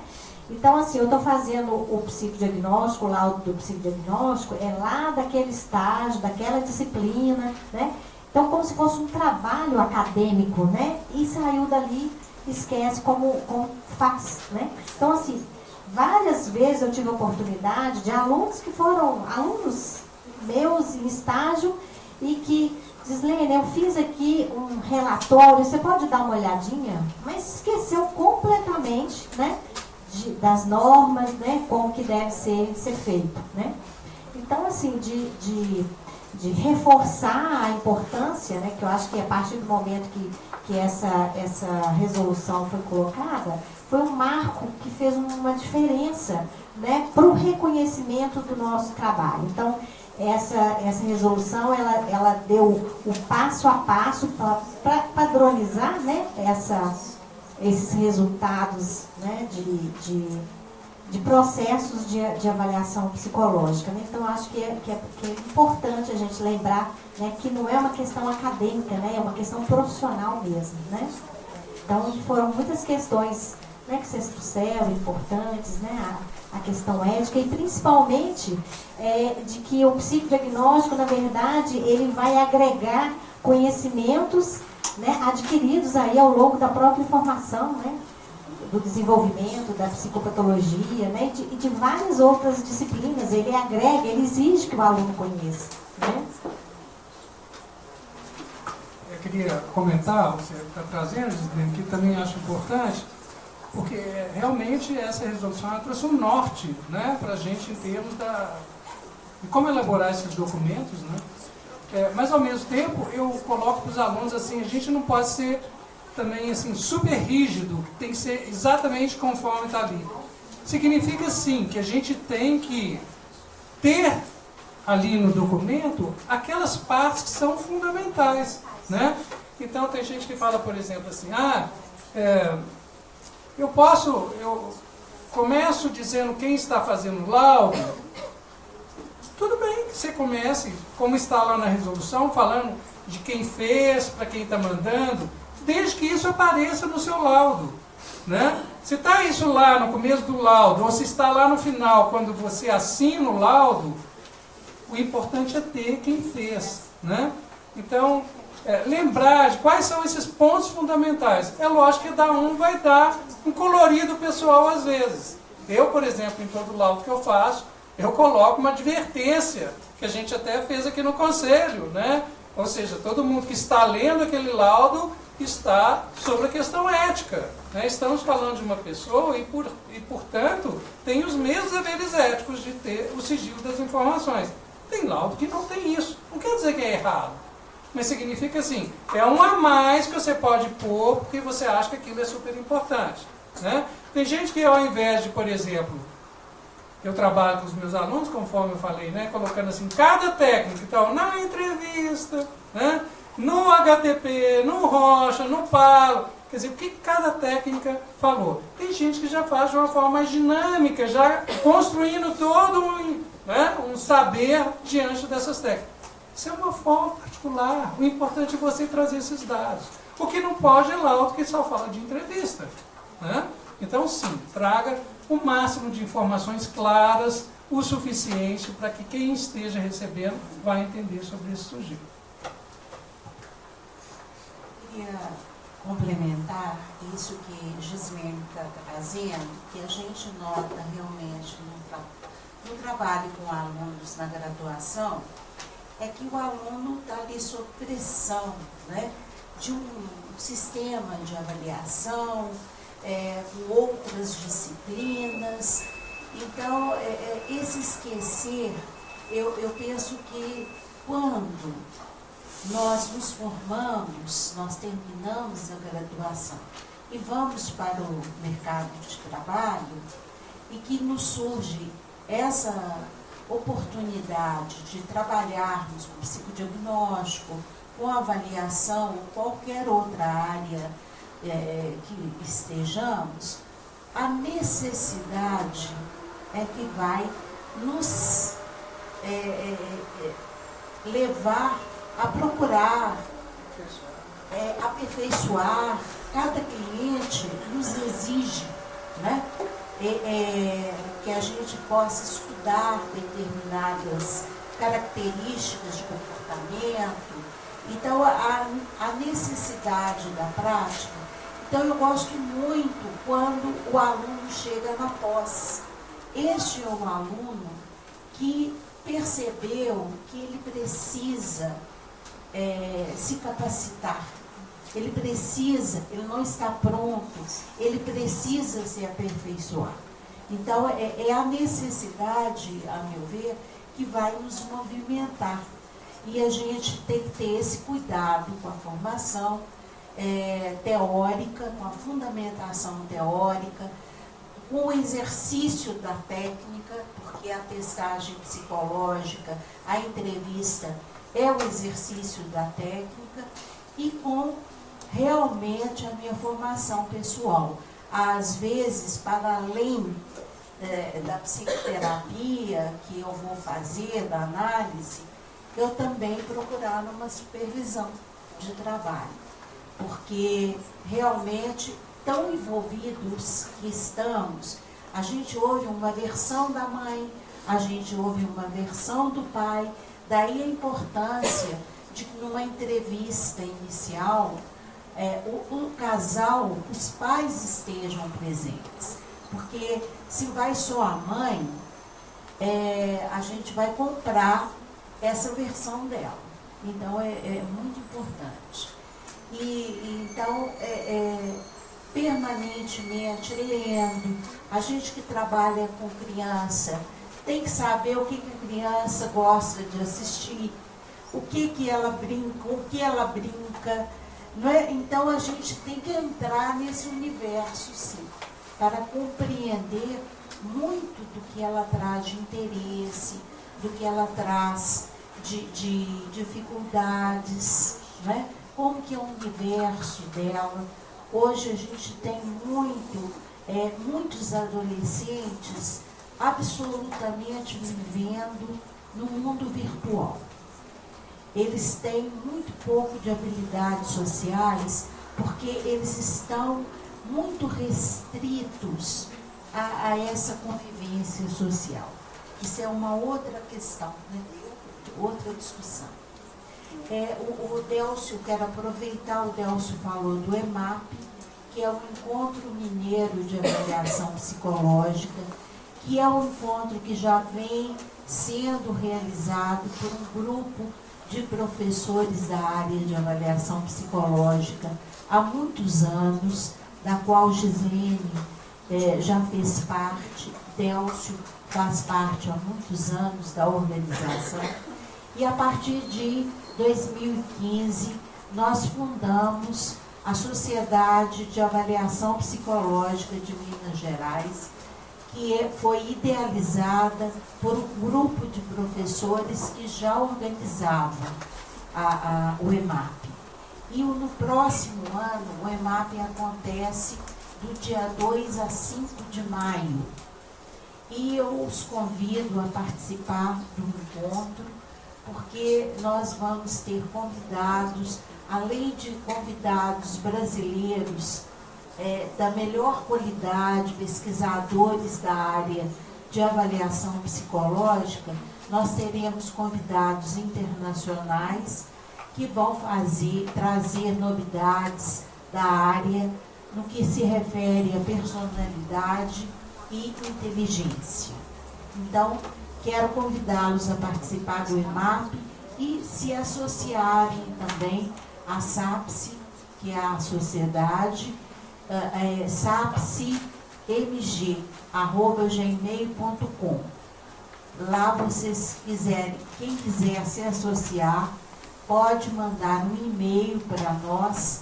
Nós temos os membros titulares, que são os psicólogos que estão devidamente cadastrados no CRP, e temos os membros aspirantes, que são os estudantes de psicologia.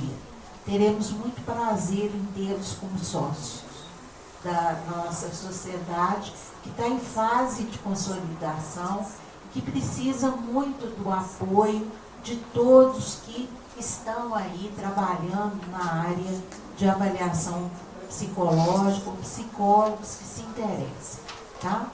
Esqueceu o detalhezinho, onde vai ser, principalmente quanto vai ser? Olha, o EMAP vai acontecer na Newton.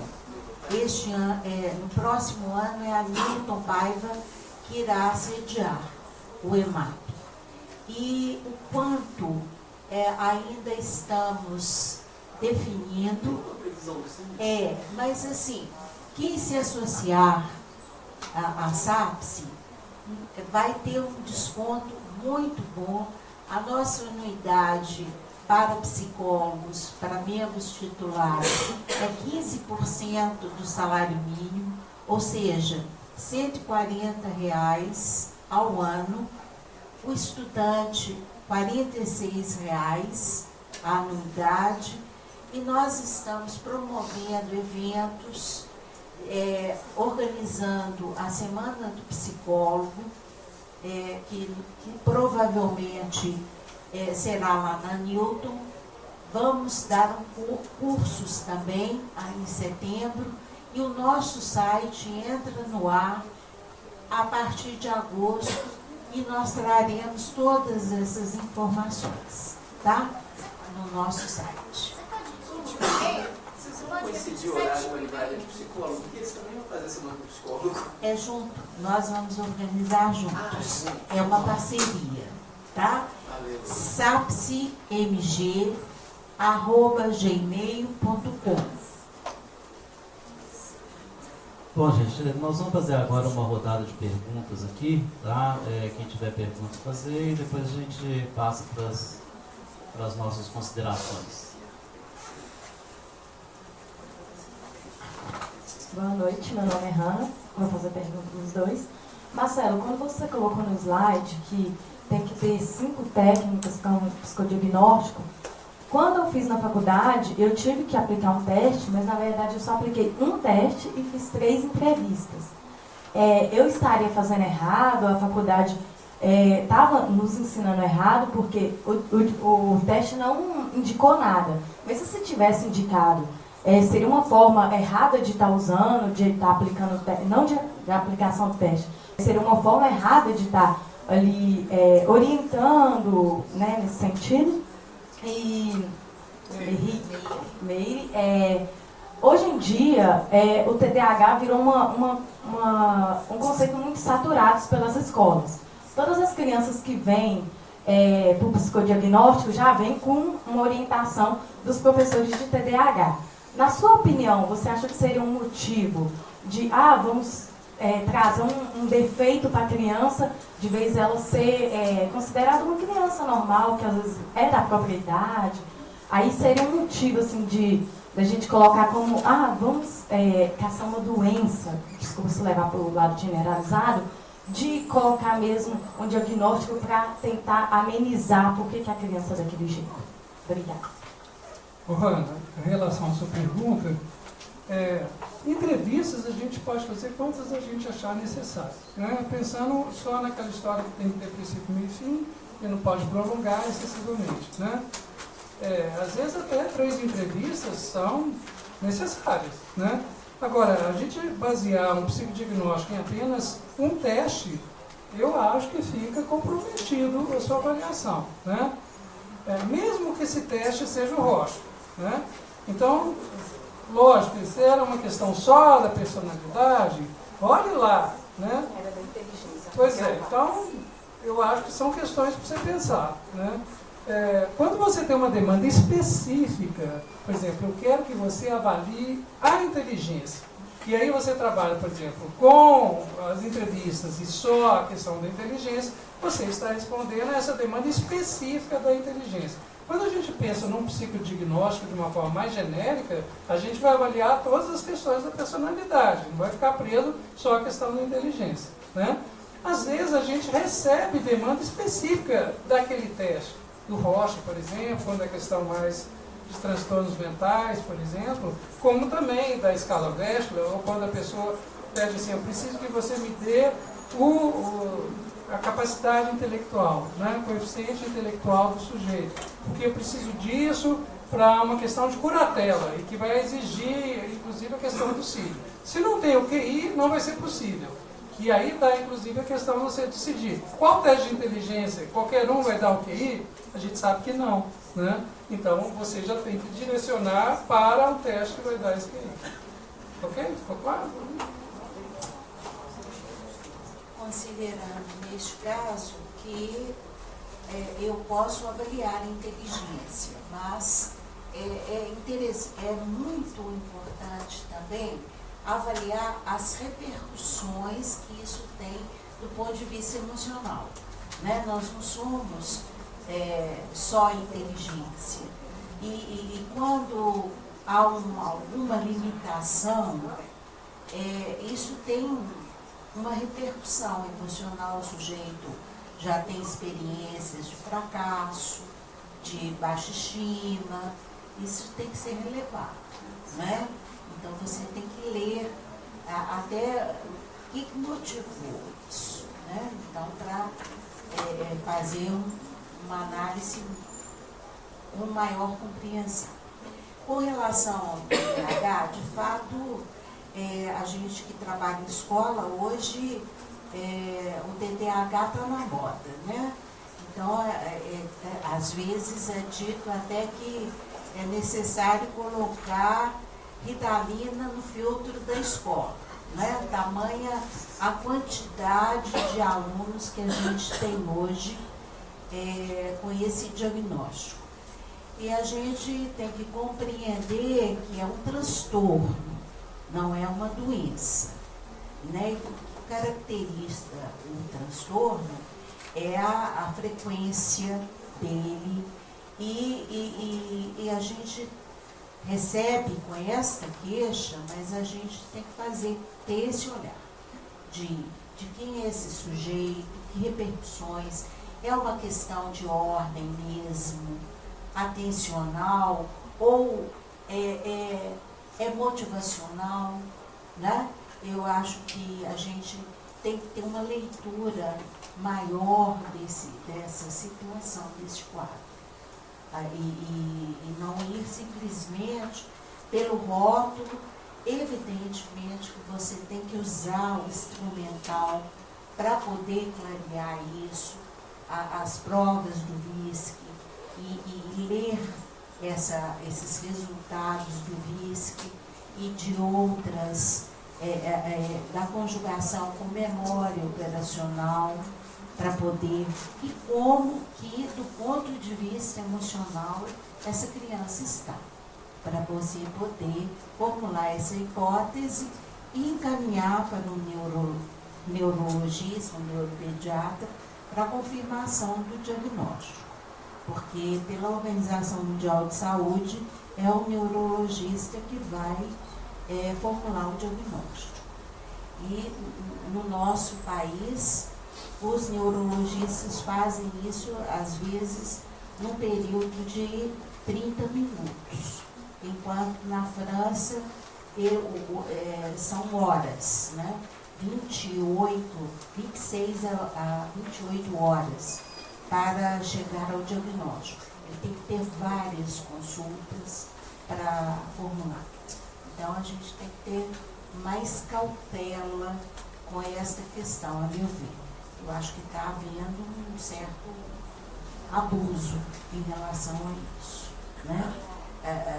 É preciso buscar fonte na escola também, de como esse aluno está para chegar a esse diagnóstico, contribuir para esse diagnóstico. Porque, na realidade, quando eu encaminho na escola para uma avaliação psicológica e neuropsicológica, quando nós suspeitamos que seja um quadro de TDAH, eu peço o relatório de volta. E se há essa hipótese de TDAH, eu faço um encaminhamento para o neurologista. Peço que os pais procurem. Se há o retorno de confirmação do diagnóstico, aí a gente vai ter que, na escola, olhar as necessidades que essa criança tem. Tá certo? Então, tem todo um cuidado. Tá? Bom, você mais alguma pergunta? Só posso fazer assim no meio? Eu estou numa curiosidade da Ana. Ô, Almir, peraí, o professor Marcelo só quer complementar aqui, tá? Só pensando nessa questão do TDAH, né, o Camilo tinha falado das informações héteros, né, que vêm de fora, o quanto que para esse diagnóstico é importante aqueles questionários que são mandados aos professores, aos pais, que eles respondem, para que você possa confirmar de fato se isso ocorre, né? A importância, né, desse contexto externo, né? Às vezes a gente fica pensando assim que a gente tem que definir pelo que a gente aplica lá, e às vezes é tão importante essas informações que vêm de fora. É uma coisa pessoal minha, sabe? Eu estava doido, por causa dessa nova história de família, multifamília, eu estava doido para ressuscitar o desenho da família, que eu estou muito curioso para saber o que ia sair desenhado. Exatamente. A questão do desenho de família, ele não é um teste. Embora seja chamado de testes da família, na realidade ele é uma técnica projetiva. E assim como o desenho livre, é muito difícil de ser padronizado. Então, a meu ver, não há problema nenhum de ele ser usado dentro do psicodiagnóstico, porque ele não é um teste padronizado, né? Assim como a entrevista lúdica, a avaliação é qualitativa, o teste da família também o é. Sabe? Você concorda, Gisele? Concordo. A minha opinião é o seguinte, eu adoro a questão do uso dos testes, principalmente dos desenhos, né? Como o teste do desenho da família não está favorável, né? Não quer dizer que você não possa usar. Significa que você não pode basear o seu resultado, o seu psicodiagnóstico nessa técnica, né? Ela pode ser uma técnica complementar numa compreensão sua. Agora, não baseie o resultado do seu laudo nessa técnica.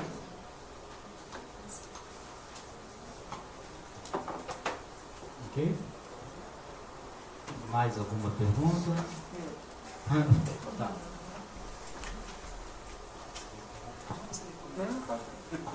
Boa noite a todos.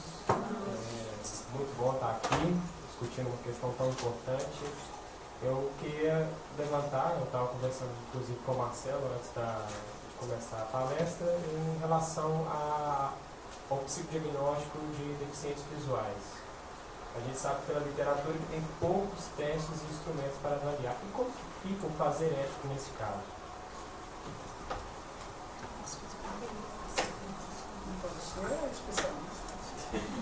A gente trabalha lá na pós, em avaliação, eu trabalho com uma disciplina que é avaliação psicológica de pessoas com necessidades especiais. Mas o nosso foco é a pessoa com deficiência, avaliar essa pessoa com deficiência. E de fato, se a gente fala de escassez de testagem, para essa população assim, quase inexistente. E existe um livro, uma obra, que é da professora Maria Lúcia Amiglarian, da USP, que é Compreendendo o Cego. Então, ela Compreendendo o Cego. Essa obra é baseada num trabalho de avaliação que ela fez com pessoas cegas, utilizando a técnica do desenho história. Vocês conhecem a técnica do desenho história? É uma proposição do professor Walter Trinca, que é pedida ao sujeito que ele desenhe, entregue uma folha, que ele faça um desenho. Em seguida, ele termina o desenho, é pedido que ele conte uma história sobre o desenho. É aplicada uma sequência de 5 desenhos com as suas respectivas histórias. Então, a professora Maria Lúcia, ela utilizou essa técnica, que originalmente não foi construída para essa população, mas ela colocou sobre a folha, sobre uma superfície áspera, e o cego fez o desenho, e esse desenho ficou em alto relevo, tá? A partir, aí depois ele passa a mão sobre aquela superfície em alto relevo, que representa o que ele desenhou, e ele conta a história. Então, ela faz, são vários casos em que ela apresenta uma análise sobre esses desenhos história. Mas o que é marcante ela colocar é que essa análise, ela não pode ser feita do ponto de vista do vidente, mas de um universo que nós, videntes, ainda estamos longe de compreender, mas que para ele está carregado de sentidos. Então, é uma obra importante e que existiu uma tentativa nos anos 80 do teste projetivo sonoro. Mas, assim, ele carece. Eu tenho esse material, mas é um material que precisa passar por uma adaptação, tá? Existem experiências também com o teste, aquele teste, Gislene, que a pessoa, se você não fosse pessoa... Desiderativo. Existem experiências com o teste desiderativo com pessoas cegas também, tá? Iniciar uma pesquisa e publicar também, né? Não sei a evolução desse estudo.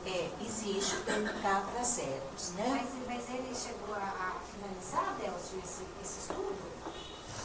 Bom, que esteja sabendo ainda não, né? Acho que quem estava trabalhando com isso, a Eni também estava trabalhando com essa. Existe o Roger em alto relevo também. Algumas pessoas falam dessa experiência, que é uma experiência dos Estados Unidos, tá? Especial. Voltando para a sua questão, eu acho que assim, já que não existem muitas possibilidades, a gente tem que se resguardar com aquilo que a gente tem, né? Então, por exemplo, estar mais atento então às entrevistas e às técnicas que são possíveis serem executadas, né? Eu acho que isso vai te dar essa questão ética, assim, você está usando aquilo que é possível, com uma escuta mais apurada e talvez mais intensificada, vamos dizer, já que nós não temos várias técnicas e se use mais entrevistas, né? Vamos dizer assim. O grande problema que às vezes a gente tem é não se fazer nada, né? Principalmente no caso de seleção, que a gente viu o depoimento de alguns profissionais que trabalham nessa área, que na maioria das vezes, mas basta ter a pessoa para o cargo que ela já é automaticamente recrutada e selecionada sem passar por nenhum tipo de crivo. E a gente esquece que a entrevista é tão importante para você ter uma série de dados sobre o sujeito, né? Não só aquilo que é relatado, mas como que ela se expressa, né? Qual é a coerência do discurso, como é que as coisas aparecem ali. Então, a gente não pode descartar esse tipo de técnica tão importante, né? Ok, mais alguém?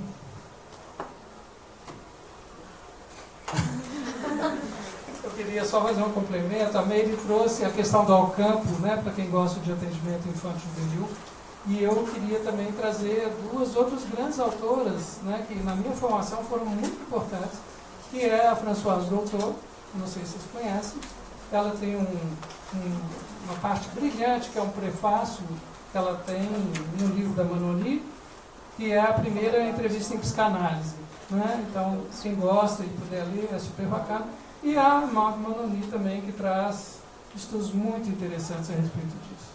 Soleta Françoise, o sobrenome dela, não sei se escreve também. Não sei se vou acertar, não. F-R-A-C-O-I-S.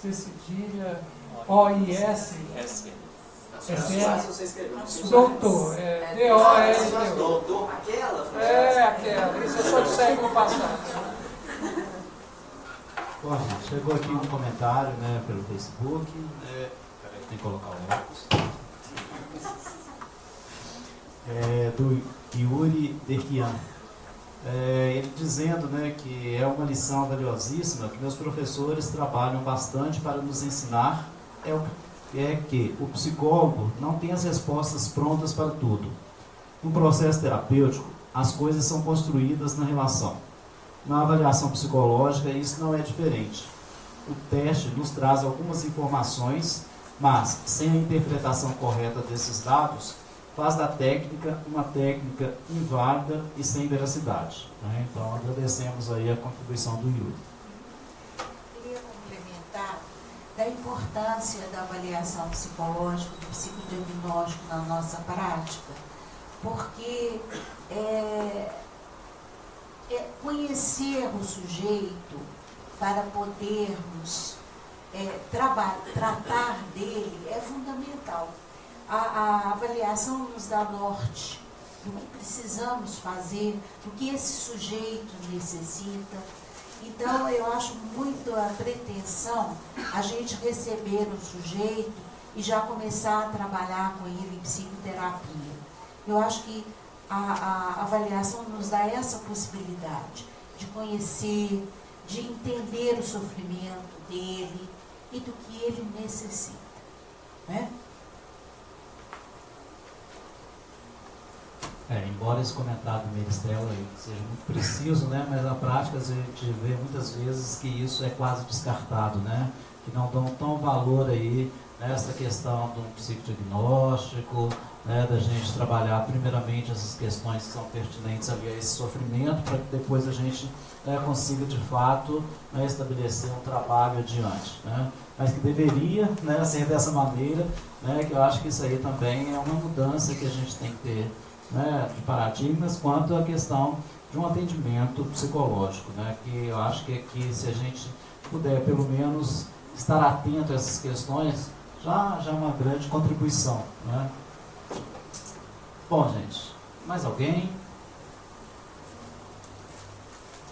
Bom, então, gostaria de agradecer, né, a participação de todos aí, a presença de vocês, e fica então o nosso convite mais uma vez para a próxima quarta-feira, o Psicologia em Foco, tá? Trazendo a questão da entrevista devolutiva, né? E que tenham todos uma excelente noite, tá? Já é a próxima? É na próxima, dia 5, é dia 5, na próxima quarta-feira, tá? Obrigado.